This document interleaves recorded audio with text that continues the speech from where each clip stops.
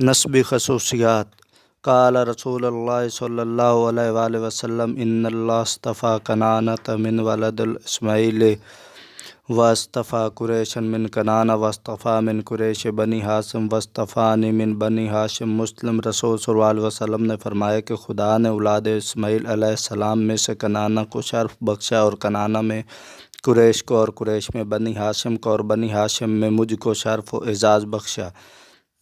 جزیرہ نما عرب کے بیان کردہ حالات اس کے شاہد ہیں کہ اہل عرب امتیاز نسل و خاندان کے اعتبار سے مختلف قبائل میں تقسیم تھے۔ ان قبائل کے مقابلے میں اس قبیلے کو جس کا تعلق آپ صلی اللہ علیہ وسلم کے سلسلہ نسب سے ہمیشہ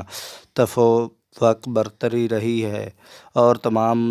قبائل عرب نے ہمیشہ متفقہ طور پر اس کی سرداری تسلیم کی ہے۔ اس سلسلہ میں خاندان قریش اپنے شرف و سرداری میں ایسا ممتاز تھا کہ کعبۃ اللہ کی خدمت، زمزم پر سبیل کی خدمت، غلاف کعبہ کی تیاری کا شرف، مخصوص مہمانوں کی مہمان نوازی،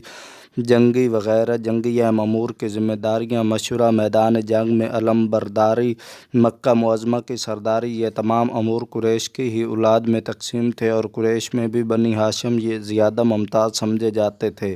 اس لیے اوپر بیان کردہ خدمات کا اکثر حصہ ہاشم کی ہی اولاد میں آیا ہوا تھا۔ اور عبد المطلب جو نبی کریم صلی اللہ علیہ وسلم کے دادے ہیں، ان تمام خدمات میں سب سے زیادہ اہم خدمت یعنی مکہ معظمہ کی سیادت پر مامور تھے، اور تمام اہم کاموں میں ان کا فیصلہ آخری سمجھا جاتا تھا۔ پیغمبر صلی اللہ علیہ وسلم کے خاندانی شرف و عزت کی ایک بڑی خصوصیت یہ بھی تھی کہ اس خاندان کی اولاد کا سلسلہ زنا کی تلویت سے پاک تھا، یعنی عرب کے عام رواج کی طرح اس خاندان